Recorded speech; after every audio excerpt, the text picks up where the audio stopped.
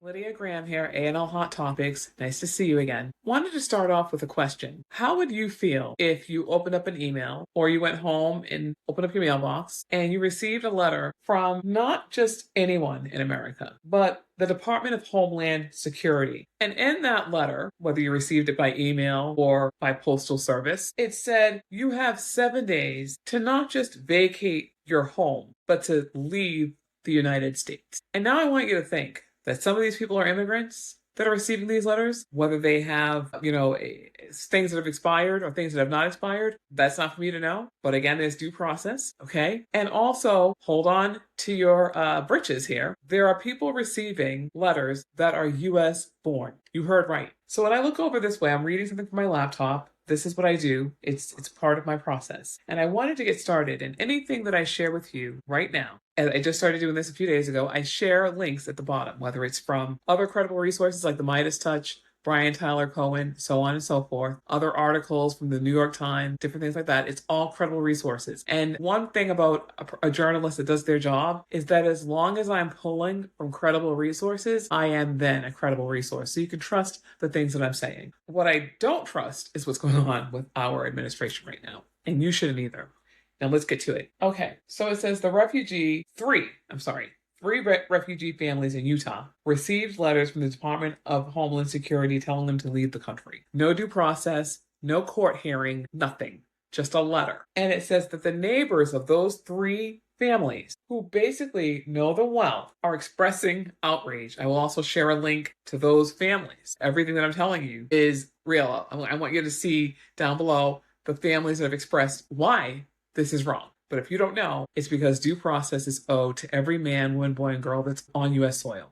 Okay? Neighbors express outrage calling the situation inhumane and against American values. These neighbors are American, African American, whatever. They are all upset. Doesn't matter what they look like, they're coming together. And that's how our nation should be focused. We should be focused on coming together, not apart. Okay? An attorney advises families, the families that are affected, to seek legal help, asserting their rights under U.S. law. And like I said, there are U.S. citizens receiving emails to leave the country in 7 days as well. One is a New York attorney who was born here in the U.S., and another one, I can't remember where they're from, but again, I will share those links below. These two people are American citizens. One lady said she went home, opened up her email, and she had received the email the day before. So by the time she received it, she had 6 days left to leave. Now, people are saying that because the administration, Trump administration to be clear, is so screwed up right now, that and they've taken all the checks and balances, all the people that were supposed to be doing their jobs, they fired them. They just basically kicked them out.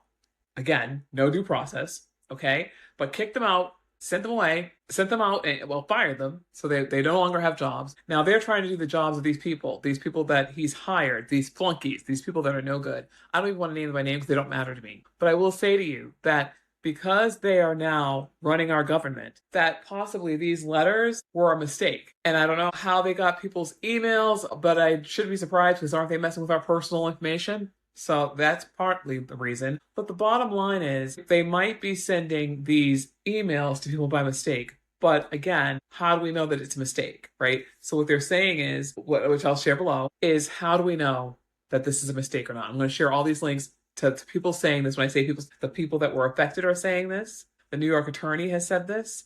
The other woman that was accidentally given a letter, I don't know. Right now, I just want you to think, what if you have an email account that you don't use anymore? You know how many email accounts I've had since I was like 17, 18, and I'm now 54 this year? Think about how many email accounts you don't use, but they might still be active. And think about you getting an email that you don't even realize would come to you, because why would it come to you? Because you're an American citizen. And think about that email saying from the Department of, I'm sorry, I have to go back and look at it again. I want to say Department of Justice, but it's Department of Homeland Security telling you that you have to leave, not your house, not go to a neighbor's house, not go to a different state, but get the hell out of the US in 7 days. Regardless of whether you think it's a mistake or not, right?